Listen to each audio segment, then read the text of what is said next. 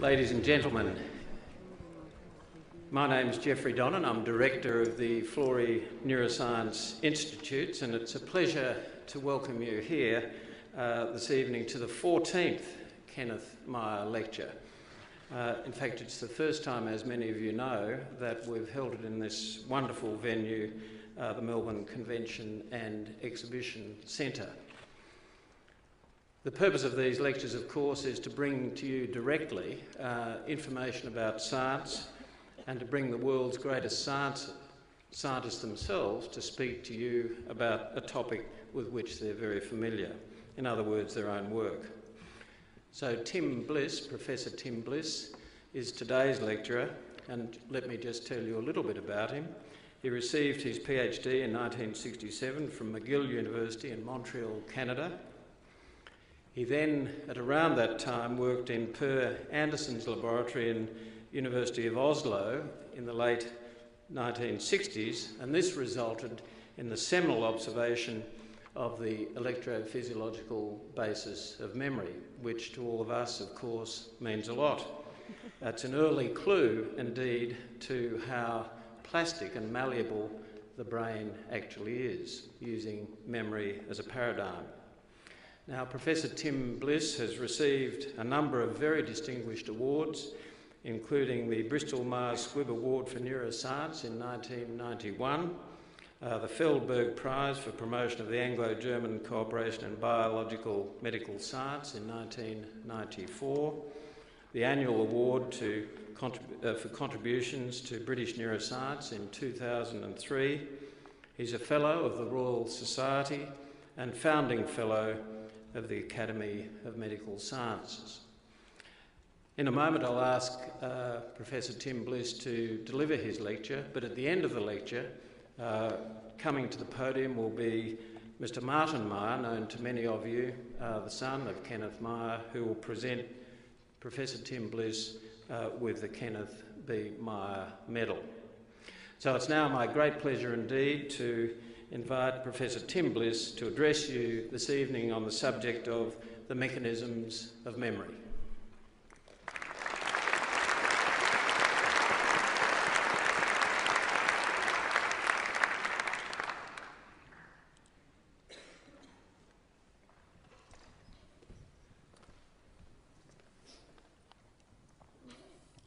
Well, thank you, Geoffrey. It's a great honour and a real pleasure to be here tonight. And I'd like to thank the Myer family and Geoffrey and the Neuroscience Institute for the opportunity to talk here and give the 14th Kenneth B. Myer lecture. My topic is mechanisms of memory. Of course, famously, the human brain is the most complex of all machines. And I think that there are some things which we may never understand about the faculties of mind. The brain just may not be smart enough to understand how its own brain rhythms generate consciousness. But I think we do have a chance of understanding how memories are encoded, acquired, encoded, and retrieved. And so it's about that I'd like to talk tonight and let you know where we stand currently in understanding the challenge of memory. So, memory then. I remember an elderly psychology professor when I was at university saying to me, well, there are two sorts of memory, he said. Short-term memory, long-term memory, and short-term memory. And approaching as I am the age of that professor, I'm rather hoping that we do make some progress. So, of course, it's a commonplace to us now that all our mental life depends on the brain. it wasn't perhaps quite so obvious 2,500 years ago when Hippocrates wrote this. As you can see, what it says is that men ought to know that from the brain and from the brain only arise our pleasures, joys, laughters and jests, as well as our sorrows, pains, griefs and fears. And if he'd thought about what the scientist interested in memory 2,500 years later was going to say when talking to a large public, he might have added memory to that list of things that the brain is responsible for. So, what we need to understand when we consider mechanisms of memory are how does the brain and the components of the brain, how does it actually store information? So all that's available to the brain are patterns of nerve impulses which are generated by the sensory organs. That's all the brain knows, of course, about the external world and about the things that we experience and which we may or may not remember or lay down in long-term memory. So it has to be that the patterns of nerve impulses themselves are what generate whatever changes occur in the brain to store these memories. And when we think about what the brain consists of, which is millions and millions of nerve cells and the connections between them, synapses, it seems pretty obvious that the changes must occur at the level of the connections between nerve cells. And that much was actually, has been clear for over 100 years now, ever since the great Spanish neuroanatomist Ramon y Cajal established the existence of synapses. That's to say that there is a structure where one nerve cell contacts another, and that is not a continuum. There is a small gap. And it's at that small gap that cells are either excited or inhibited by the cells that project to them. And we'll be talking quite a lot about the process of synaptic transmission. So,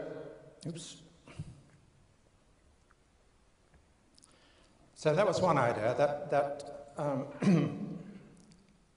what Cajal thought actually was that synapses exist, and therefore, during the laying down of memories, new synapses may be formed.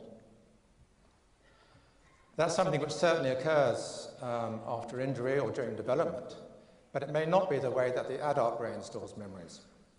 It seems more likely, and there's more evidence for, the suggestion which came from an Italian scientist, Eugenio Tanzi, around about the same time, that what was likely to happen was that the efficiency or efficacy of existing synapses was changed in some large neural network which was encoding that particular memory. And it was the change in synaptic strength which actually represented, in neural terms, the memory. And that reactivation of those synapses brought that memory back into awareness. So here's a picture of Ramon y Cajal, looking rather morose in his laboratory. And on the right are some of his drawings for which he was so famous. It's true to say that you quite often see Cajal's work quoted, even now, 110, 120 years later, because he did such a vast amount of basic anatomy on the morphology of nerve cells, not just in humans or in mammals, but in birds and insects. He was truly one of the great neuroscientists. Eugenio Tanzi is shown in the next picture, occupying rather comfortably the professorial chair of pharmacology at the University of Florence. And it was in that rather obscure journal that he published his idea that it wasn't new synapses which sustained memory, but alterations in the efficiency of existing synapses. Well, not much happened for 50 years after that. No such synapses were observed. But then the whole field was very heavily influenced by a book by the Canadian psychologist who was, in fact, still at McGill when I was there as an undergraduate, Donald Hebb. His book was called The Organization of Behavior. And he had this extraordinarily simple but hugely influential idea that all you needed to change the efficiency of a connection between nerve cells was that one nerve cell should influence the firing of its target cell. So it's about the simplest possible diagram. So on the top right there are two cells. One is labeled A, the other B, and A connects to B, but B does not connect to A. So A forms a synapse with B. Let's say it's an excitatory synapse. And so when cell A fires, it has a possibility, at least, of firing cell B. Now, it's very rarely the case that a single cell, at least in the synapse, in the brain, can actually fire a target cell, cause a nerve impulse to occur in the target cell, but it can influence it. And according to Hebb, that's really all you need to account for the storage of memories in the brain. And his sentence at the bottom of that text there in italics is unquestionably the most famous, most quoted single sentence in the whole of the neuroscientific literature. So you might like to commit that to memory. When an axon of cell A is near enough to excite a cell B, something happens, he's saying. Some growth process or metabolic change happens, which increases A's efficiency as one of the cells firing B. And we can get a sort of idea of how that might be used as a memory storage device by imagining a network of cells, and these cells are being activated sequentially as one does something, as one moves through some sort of environment, which may be important, may be significant, so therefore may be remembered. And at each point in time, a nerve cell or group of nerve cells is activated. And we can see that the passage of cells that are activated during that particular movement through space. And you see that it's sequential.